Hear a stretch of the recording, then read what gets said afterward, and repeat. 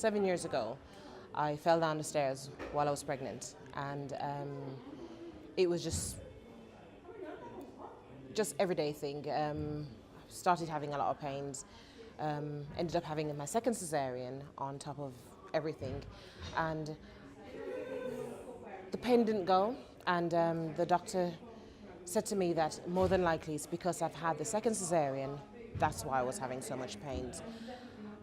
But after 2 years, it hadn't gone anywhere. My left leg was still numb. So they sent me for an MRI. Had an MRI at City Hospital, and they said to me that there's a slip disc, but as long as I lose weight, I'll be fine. So of course, like crazy, I started exercising, doing everything, but the pain just got worse and worse. And so that's when I started pill popping, because it was just like I had to take the pain relief for the pain to stop. Didn't stop, carried on. I'd have an ease here, I'd have an ease there, but it just didn't ease at all, completely. 2015 in November, had a car accident. Somebody drove into the side of my car, and that just basically led me on a spiral downwards. Ended up being at home off work for a couple weeks, in that. And being a teacher, being off work, not really the best plan, not being the best thing.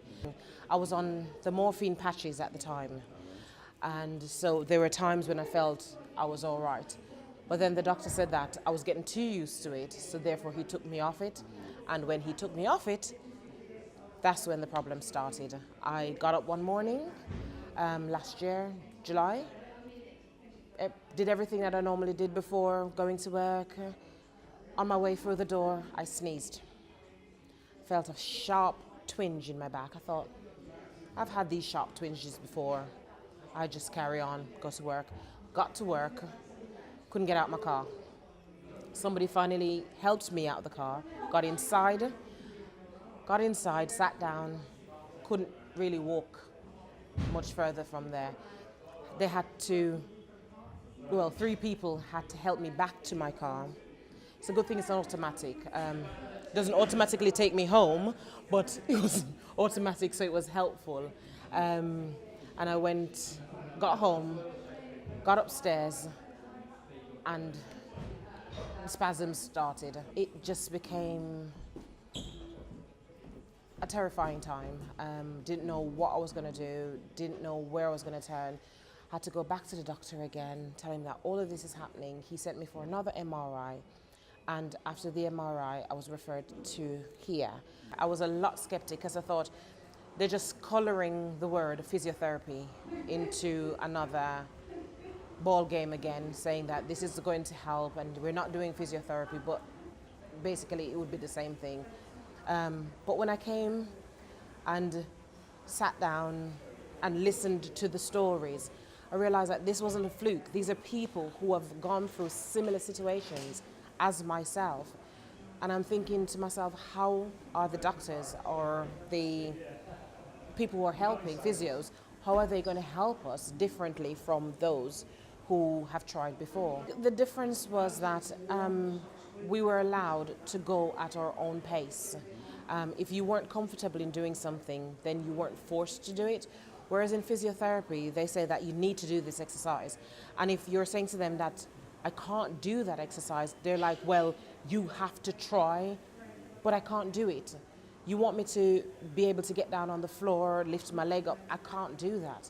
But here, I start on a level, then I can work my way to the floor. I know now that there are certain things that I can do. Before, I would shy away from everything. My friends would be doing things and I wouldn't join in, because as far as I was concerned, it was going to cause too much pain. I went to the cinema the other day, and all my friends decided that they were going to slide down the banister. So Rachel got up and slid down the banister just like everybody else. And I've never done that before.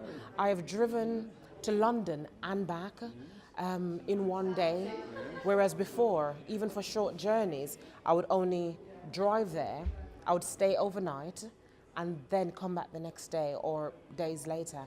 But on Sunday, I actually drove to London and drove back the same day, and I was not in pain. In December, I actually went cold turkey in not taking anymore because I just got fed up with taking them, because I'm saying, what's the point? They're not helping, so why should I take them?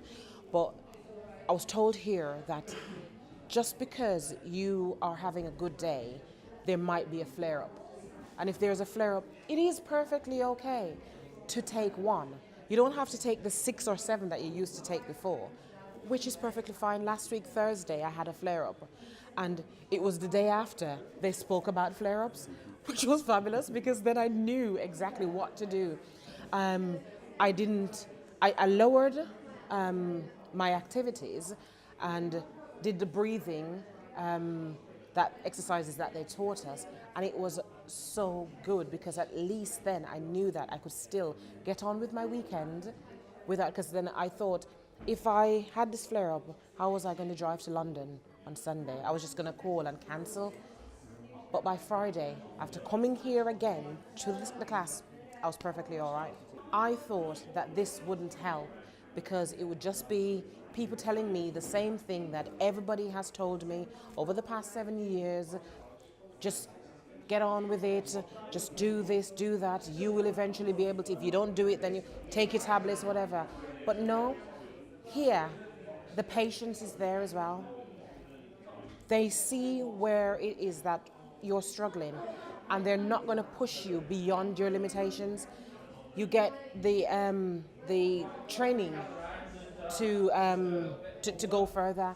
There is also the experiences of others that say to you that, okay, then fine. If this person has gone through all of this and they have come through on the other side and feel good about themselves, that's how I want to feel as well.